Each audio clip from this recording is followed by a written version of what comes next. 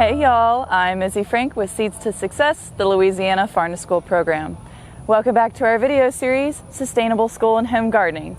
Today we're going to be talking about something important for any grower, soil testing. Whether you're planting on a school campus, in your backyard, or running a farm, knowing what's in your soil is the first step to growing healthy crops. Having proper fertility levels in your soil not only helps your crops grow, but it also prevents pest and disease issues. Just like our bodies, plants need proper nutrition to fully function. Think of it like a blood test for your garden. When your soil has the right pH range and balance of nutrients, your plants are more productive and less vulnerable. It's always ideal to test your soil before your growing season starts. We recommend that you collect and submit samples 3 to 5 months before your projected planting date. This ensures that you have plenty of time to plan your fertilization program for the upcoming season. Once you get your soil test results, you can amend your soil and start your crop planting. Some folks test their soil once a year, some once every 2 years, and some test multiple times a year. It's up to you, and it just depends on what you're trying to do. Okay, now let's talk about how to take a soil sample. Here's what you're going to need: a clean plastic bucket, a soil probe, but if you can't get a hold of one of these, a spade or a shovel, trowel will be just fine. You're going to need some LSU AgCenter soil sample bags that you can get from an extension office or the soil lab here on campus in Baton Rouge. If you can't get one of these, a plastic Ziploc bag will do just fine. And of course, a Sharpie to make sure you're labeling your samples. Divide your growing area into zones, especially if you're planting different crops, the growing areas are far apart, or perhaps you notice certain areas of your garden that perform differently despite having the same fertilization and crops. A soil test could help you diagnose what is going on in the soil that is causing that difference. So sample that area separately from the healthy areas of your garden. For today, I'm going to take samples right here in our teaching field where we grow a variety of vegetable crops. Then I'm going to take samples in the citrus orchard. When we go take our orchard sample, we're going to keep it separate from the field sample we took because the crops we grow in these areas have very different nutritional needs. So that's 2 zones we've distinguished already. And lastly, I'm going to take samples of my raised box bed media. We keep these separate from the others because we don't want to mix soilless media with in-ground soil.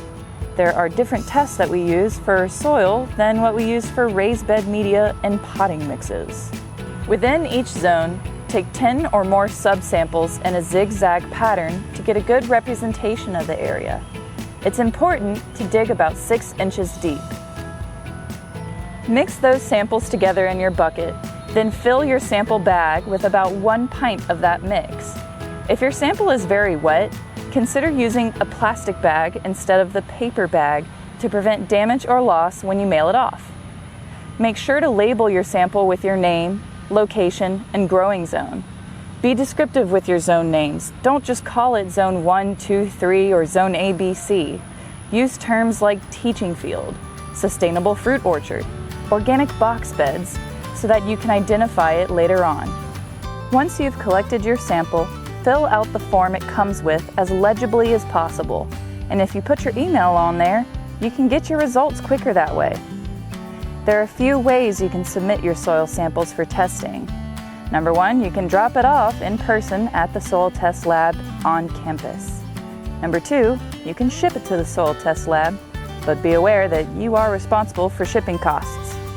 Or number 3, you can drop it off at your local extension office. However, depending on your location, this could take weeks to months for the sample to make it to the soil test lab. It's best to just ship it if you cannot drop it off to the lab yourself. There's also a few things to know about payment for your soil tests.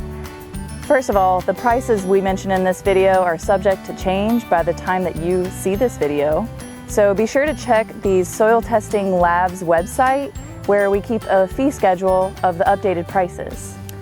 I recommend that you get the routine test as well as the organic matter test, which would put you at about $16. Keep in mind, the cost goes up for each test that you select. So if you're also going to test for your micronutrients or your total nitrogen, All these things will add to that cost. It's also worth noting that this would be $16 per sample.